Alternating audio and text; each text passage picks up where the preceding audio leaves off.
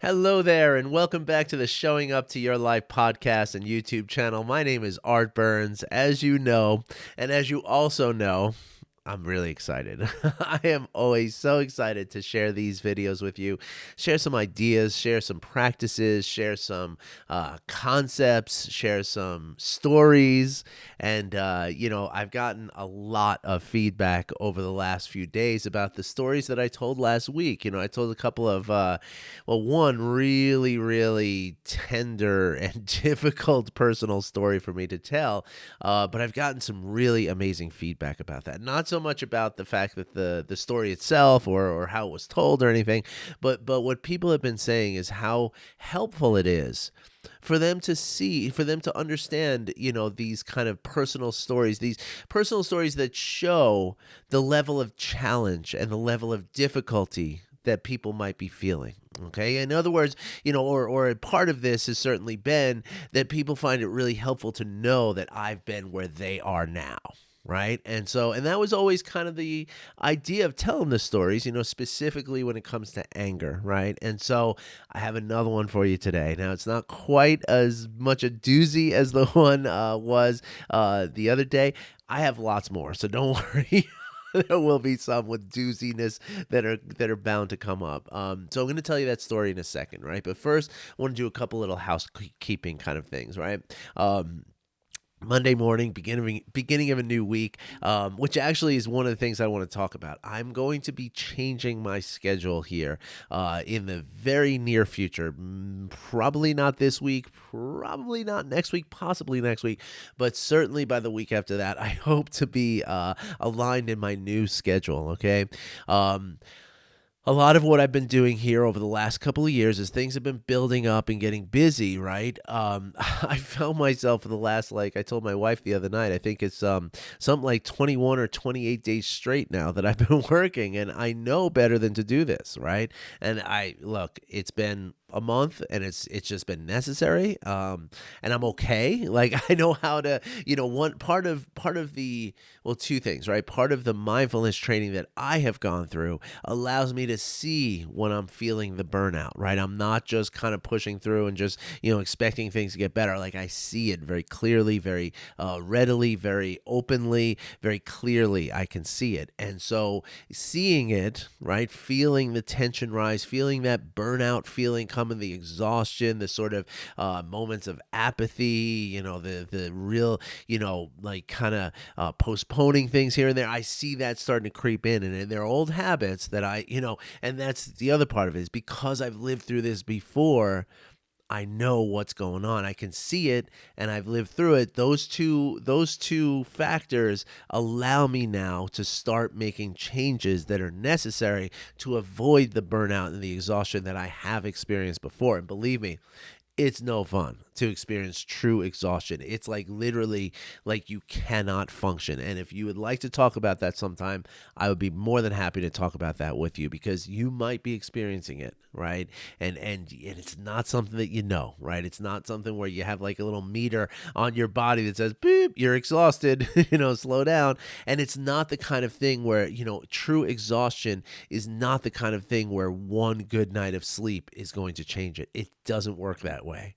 All right. And now, this is not my core competency of coaching. It might be someday, because it is something that I'm very well aware of, and something that does get addressed through the mindfulness practices, specifically the compassion practices, specifically compassion for yourself. Okay. And so if you would like to talk about that, I will be putting the link to book a free call with me in the description. And that is something we certainly could talk about, right? Because a lot of times people feel like, oh, I'm just tired. Let me get one good night's sleep. Everything will be all right. And it feels all right. Right. But the problem is, and this is very much like anger and stress and grief and shame and all the different things that we kind of talk about here in this podcast, that when you practice something enough, right? And exhaustion is that, right? It's something that you've practiced. You've practiced living without sleep. You've practiced living without rest, with just pushing yourself beyond the limits that you really reasonably should. And it becomes something that is just, exhaustion becomes part of, it's not really a personality trait, of course, because it's a very biological thing that's happening, but it's very similar, and in much the same way that anger is something that is like for the rest of my life, anger is going to be something that is always right there, ready to jump out of the shadows, right? And just leap into action, right? That's something that's always going to be true for myself. Right. Well, exhaustion is similar to that too. And I went through exhaustion about 5 years ago now, 6 years ago maybe. I got out of the situation that I was in so that I could heal from the exhaustion, and it literally took me like a full year of making, not only making life changes, but also prioritizing the health of my and well-being of my body. So I can certainly help you with some of those tips and helpful practices. It includes diet, it includes exercise, it includes hydration, it includes diet in terms of what you're reading, what you're doing, social media wise. It's a whole comprehensive thing. And like I say, the more I talk about this, the more it feels like this is going to wind up being a coaching program that I'm going to offer at some point. But for now, I'm focused on anger. So if you would like some information on the exhaustion, I could certainly help coach you through that. But right now, but I'm also going to be focused on the anger thing. Okay. So if you're looking for a group coaching program on exhaustion, that's maybe a year or so away. Anger is right here, right now. All right. And so that brings me to the next point of housekeeping that I want to talk about, which is the fact that I am, as you've heard me say this, and I'm trying not to say it every single day because I don't want to bug everybody too much, but I am launching a new course. Okay. It's looking like it's going to be 3 weeks from yesterday that it actually gets, launched. And I know that's a week later than I originally said, and I'm sorry for that. I actually ran into some technical difficulties yesterday trying to get together this sort of online portal thing that's going to help communicate this, right? It's not an ad campaign. I'm not advertising so much as I'm just trying to outreach to get people in here, right? Because as most of you know, right, who have worked with me before, it's not about a money thing for me. Yes, this is my job. Yes, this is how I support my family. So there is a certain, legitimacy to the money thing that happens.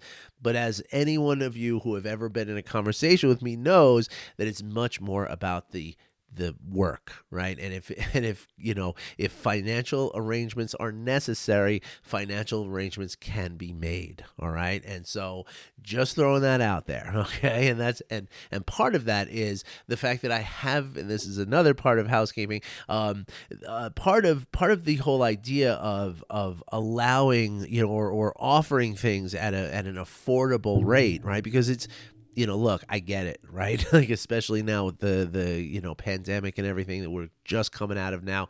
But economically, it's going to be a long time before everything's back to normal, right? So I get it. I know how hard things can be, right? But that doesn't mean that you should suffer, right? And so, I firmly believe that just not having money doesn't mean that you should suffer. And that's one of the kind of, philosophies behind, Buddhist meditation centers and even retreat centers, right? Like my colleague, Adam Asdell, who I do the Learning to Serve podcast with, he says that no meditation retreat center should ever charge money. It's always supposed to be free. It's free with something they call, I think he called it dana is the Pali word. I guess it's a Pali word for basically the generous donation, right? So the idea is that people can give what they can give, and so in that spirit, right, every week I do at least one, many weeks two different guided meditations with a full 30 to 40 minutes of discussion after the guided meditation. Okay. Now, I'm telling you about this because a lot of times, I get on the phone with someone wants coaching, they want help, but they don't have the resources. And again, I can't turn you away, right? But what I can do is I can invite you to participate in these groups, right?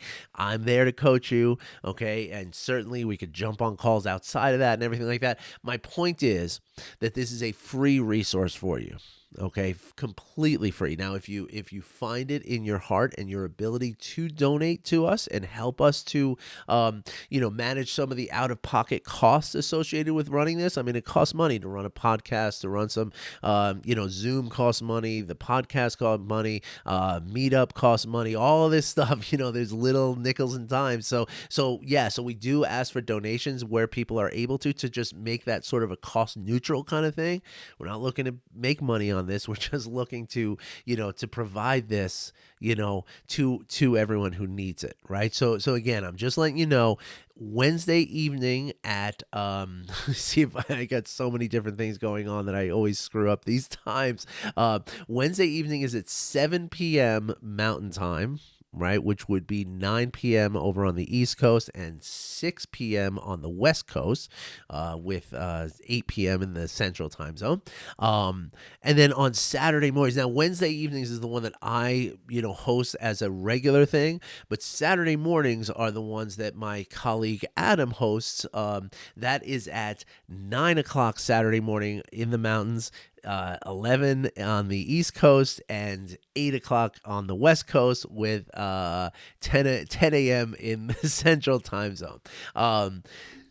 Each of them are relatively similar. I mean, we have our own styles, but frequently, because because I'm partnered up in this thing with someone who is a professional photographer and videographer. Frequently, he has to travel on on Wednesdays and Saturdays, and so like for instance, last Saturday and this coming Saturday, I wound up hosting the Saturday morning meditation and discussion. So I'm just putting that out there for you. If you're interested in this stuff, you're not sure about coaching, you're not sure about the investment part of coaching, you're not sure about the time involved with coaching, this is a great way to sort of get a taste of what it feels like to have somebody helping you. And people, even in this group, okay, now these are not people who I've coached and do not spend time every single week talking to, but even in this group, 2 or 3 different people have said that they feel like they have art sitting on their shoulder all day, that somebody's there to help them, make decisions and kind of reflect back on them. Like, and that's something I mentioned a while ago in one of these videos here, is that, that's kind of the benefit of having a coach, right? It's somebody in your life who, when you're faced with a decision or faced with a crossroads of some sort, you can say like, okay, what would my coach advise me to do right now? Right. And so these are people who I'm not coaching, right? We don't meet outside of this hour-long meeting, which is really only a half hour, because a half hour is me just guiding you through a meditation. But even 3 people here feel as though they get that benefit of the coaching. Okay, so really, seriously, check it out. You might really like it. All right, so today, that's it for the housekeeping. All those links will be below. What I'll do is I'll only put the Wednesday evening link in the description below, because otherwise it gets very confusing. And I'll do the Saturday one later in the week. All right, so pardon me, just wet my whistle here. So let's get into what we're talking about today. Okay, so here is another prime example of anger, right? And anger coming through, right? Now, what I want to, this particular story, along with the pet shop thing the other day, right? And really, it really is reflected in, as you remember in the pet shop story, there were 2 different stores, right? There was the pet shop and then the polo shop, right? And in the pet shop, I acted like a, just incredibly unkind and incredibly, my anger and my rage just caused me to treat another human being in a way that I do not want to treat any human beings, right? I didn't want to then, I don't want to now, I never will want to, I never have wanted to, right? And yet the polo shop showed an example of how I would like to treat people. But the thing is that both shops were pretty busy. Both shops took a lot longer than I expected them to. So what gives? Like, what is the thing that makes it, like, why was one time a horrendous, treatment of somebody and another time was actually a really positive treatment. Like, I went out of my way to tell the people who were helping me, even though they were screwing up, they were making mistakes. I got the wrong thing sent to my house. It was a whole disaster. I mean, it was terrible. But yet I was sitting there telling people how much I appreciated them and how much I valued them. And I allowed myself to reach out with compassion to them. Right. So I'm going to tell you this story right now. It's a little bit quicker. And this will help to illustrate why these things happen this way, and I'm really excited to share this with you. So many years ago, we're going back. My son was probably about 3 or 4, so that would have made, he's about to turn 10. So we're talking about 6 or 7 years ago, right? Actually, it must have been more than that, because it had to be at least 7, maybe 8 years ago. So I guess my son was a little younger than I'm thinking.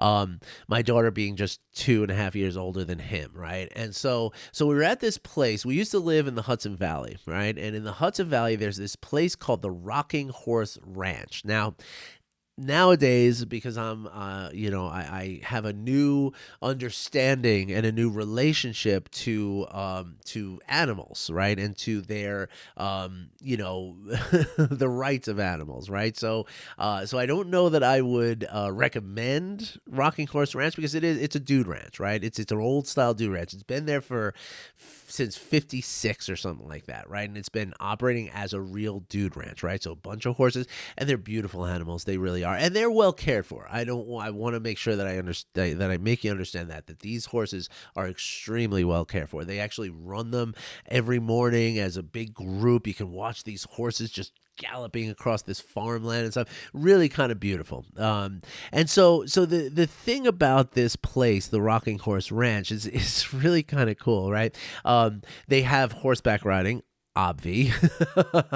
They also have like an archery range. They have in the wintertime, there's like a little ski hill that's really just a hill. I mean, it's nothing to it, they have a pool. They have for the summertime, they have like a little lake that you can take little paddle boats out on and stuff like that. And it's this really great thing. But even inside, and that's the key, right, they have this ginormous water park, which was like mind-blowing for my kids, and the beauty of this is that when you go there, like in the middle of the winter, right, like there's only so much time the kids are going to want to spend outside, right? But you have this beautiful, warm, heated indoor pool. It's like 4 different pools that are all connected, and this huge like 3-story water slide that goes outside and inside and outside again, and then back inside into the pool. Really amazing thing for kids, really amazing thing. And one of the other aspects of this place that's a real draw, especially for me at the time, is that they pride themselves on making you whatever it is that you want to eat. Now, they do have a menu. It's like a prefix menu, right, where it's like, you get this appetizer, this salad, this meal, this dessert kind of thing. A lot of things are done buffet-wise, which is a different kind of thing. I guess that's like an all-you-eat kind of thing. I think that's lunch, and then dinner's not really buffet. Anyway, the whole thing is that's how they advertise it, is that, if your child orders a hamburger and they take a bite and they don't like it, you just give it back to them and they'll make you a hot dog, right? And if they don't like the hot dog, they'll make you some fried chicken. That's the way they go, right? Now, of course, I'm mentioning all of this. I'm mentioning hamburger, hot dog, and chicken, right? Which, my kids are still not vegan. They eat, animals, and I don't love it, but I also respect that they need their nutrition, even though they could get nutrition from plants. It's hard with kids, and so I can't make them do this, and we tried. My wife and I tried to encourage a vegan diet from them. They wind up not eating, so it's like, okay, eat your chicken, and really it's just the protein part. Everything else is, they don't really eat any dairy. I mean, there's a little cheese here and there, not really much dairy. Really, it's just the meat when it comes to, and fish when it comes to like the dinner time, or lunch. But that big protein part of the meal, right? So like they'll eat like vegan cream cheese and vegan butter and stuff like that, but just the meat, and there are some meat substitutes we do here and there, but for the most part they like the real thing, and that's okay. We're just going with it, right? And so when we went to the Rocking Horse Ranch, right? Again, 7, 8 years ago, something like that. I had just started because actually no, it must have been like 9 years ago. Yeah, it had to. Anyway, the dates just I could sit down with a pen and paper probably and work this out, but let's just assume that it was 8 years ago, right? I had been a vegan I had been dairy free for about a year at that point. I was just kind of trying to go full vegan at that point, right? And again, one of the things about Rocking Horse Ranch is if you need something that's not on the menu, all you got to do is ask. And they pride themselves on gluten-free, vegan, dairy-free, all the different nut-free and all that stuff. They will accommodate all all of the diets, right? And diet restrictions, right? And so I was kind of like, yeah, I don't want to make a big deal of it. I'll just deal with it this weekend. I'll just cheat on my diet. I'll just do what I got to do. I'll just eat fruit. I'll eat veg. It's okay. My wife's like, no, this is how they do it. Come on, have some pancakes. You know you want pancakes. Have some pancakes. Just tell them to make it vegan. And so I did, right? And, now you have to understand, like, I'm in this place for 3 or 4 days at this point, yeah, it's fun for the kids and stuff, but it's also a nightmare. It's really loud everywhere you go. There's like music playing, there's kids screaming, there's just a lot, right? It's just a lot. And any of you parents know exactly what I'm talking about, right? We put ourselves into these positions for our children, but we find that we're so just ball of nerves because of it, right? And that's how I was feeling, right? And I was kind of like, I wish I wasn't here kind of thing, right? If it wasn't for my kids, I would be down the road at the bar or something like that, and actually I had just stopped drinking at that point too, about a year before. But anyway, so I said, okay, fine. And I asked the waitress, and that's the other thing is that, it's kind of a cool setup that they have that once you come there, you get a wait staff that is assigned to you, right? So every meal you get the same wait staff, right? Now, of course, nobody's there for all the meals, but you get the same person at lunch and another person, but the same person at dinner, right? So every dinner is the same person, every lunch is the same person, right? And this is all part of this. Like they know you, right? They know, okay, you don't like the, you don't want your thing spicy. You want extra ketchup. You want they know, which is really awesome, right? And so I gave it a shot. I said, okay, I want pancakes, but I can't have any dairy in them, right? And again, I was in a place where I was already very tense, very, nothing had changed at that point from the actually, I'm going to tell you now that the pet store was after this. So all the same, parameters applied, right? I was still very impatient. I felt like I never had enough time. Even sitting on vacation, I was like, oh my gosh, we got to move, right? There's days wasting. We got to get done with breakfast so we can go ride some horses. Come on, that kind of thing. And that's how I was. I was always that way, right? And so this woman took my order and she delivered back a few minutes later what she called pancakes. I mean, I looked at these things, I took one bite and I was like, now here's the thing, right? And here's how anger is, right? Anger really, really changes the way in which you perceive not only what's coming in, but also the way you perceive what's going out in terms of you perceive your reactions to things, in a way where you feel things are acceptable that otherwise, if you weren't in an angry place, you would never think they were acceptable. Right? Like calling a kid at a pet store, a 17-year-old kid, the word that right? Calling a 17-year-old kid that horrible word that I called him, right? Like that's, anger makes it seem like, yeah, say that to that person, right? And react this way. It makes it seem like it's acceptable, even though, again, in your normal, sober, problem-solving mind, you would never think that was acceptable. Right. And so the same thing happened with this poor woman at the Rocking Horse Ranch. And of course, it's my kids are screaming and there's kids over there screaming, the whole thing. It's like that kind of scene. Right. And I just was like, you call these pancakes? What the hell is this? That kind of thing.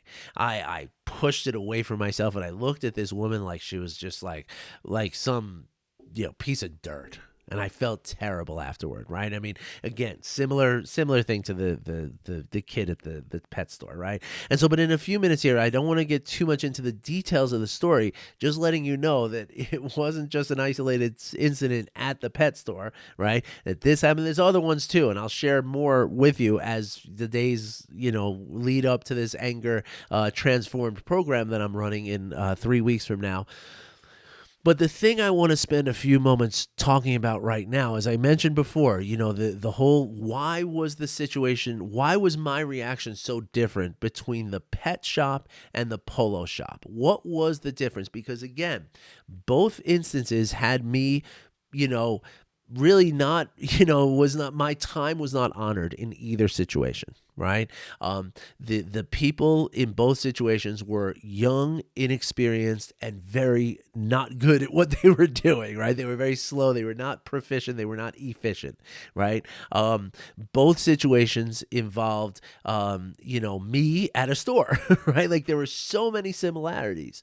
So why such a vast difference? Right. Where I cursed this kid, but I grace these people with as much compassion as I could possibly muster, which is a lot, right?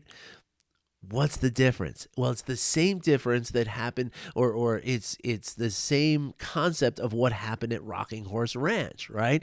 And what it is, and this is part of it, right? And this is part of what we're going to talk about in the Anger Transformed program that I'm launching in 3 weeks. It's about the expectations, right? When you go into a store and you expect that it's only going to take 5 minutes to buy a bag of cat food and 3 cans of wet food, when you expect that that's only going to take 5 minutes, anything more than 5 minutes becomes a problem.